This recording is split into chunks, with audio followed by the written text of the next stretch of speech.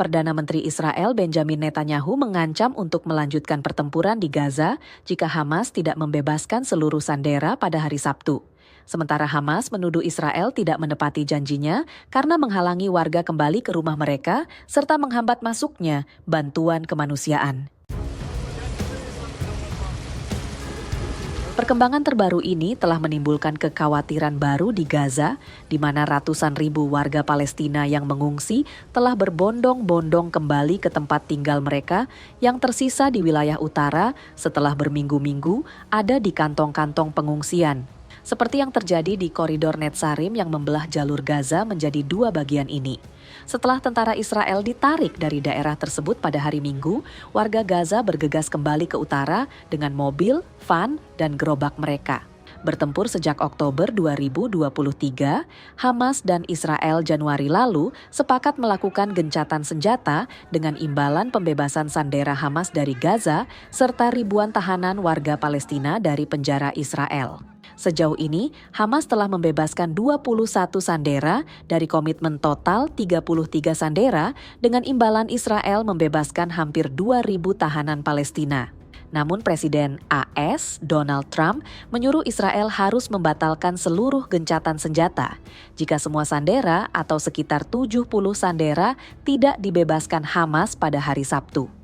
Pernyataan Trump ini lantas diamini oleh Perdana Menteri Israel Benjamin Netanyahu. ההחלטה שהעברתי בקבינט פה אחד היא זאת. אם חמאס לא יחזיר את חטופינו עד שבת בצהריים, הפסקת האש תיפסק וצה"ל יחזור ללחימה עצימה עד להכרעה סופית של החמאס. לאור הודעת החמאס על ההחלטה שלו להפר את ההסכם ולא לשחרר את החטופים שלנו, הנחיתי אמש את צה"ל לצבור כוחות בתוך רצועת עזה ומסביב לרצועת עזה. הפעולה הזאת מתבצעת בשעות אלה, היא תושלם בזמן הקרוב ביותר. Israel sekarang menunggu hasil dari rapat Kabinet Keamanan menanggapi pengumuman Hamas pada hari Senin. Sebagai tanda gentingnya gencatan senjata saat ini, militer Israel mengatakan bahwa mereka telah membatalkan cuti bagi tentara yang ditugaskan di Gaza.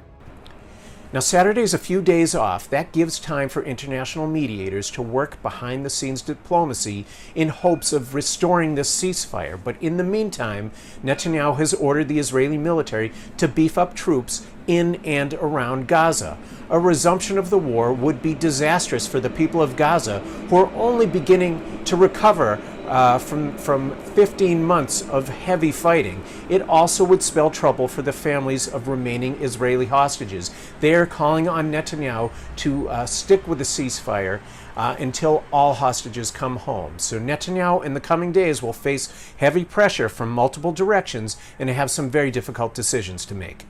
Farhan Haq, wakil juru bicara Sekretaris Jenderal Perserikatan Bangsa-Bangsa, menekankan bahwa gencatan senjata antara Israel dan Hamas harus tetap ditegakkan. My reaction is what we said just earlier. We want to make sure that the hostages are released, but certainly we also want to make sure that that both sides fully abide by their commitments in the ceasefire agreement. They need to do that, and they need to resume serious negotiations in Doha. Sejauh ini, baik Hamas maupun Israel telah melakukan 5 pertukaran sejak 19 Januari, membebaskan 21 sandera dan lebih dari 730 tahanan Palestina. Perang dapat berlanjut pada awal Maret jika tidak ada kesepakatan yang dicapai pada fase kedua gencatan senjata yang lebih rumit, yang menyerukan pengembalian semua sandera yang tersisa dan perpanjangan gencatan senjata tanpa batas waktu.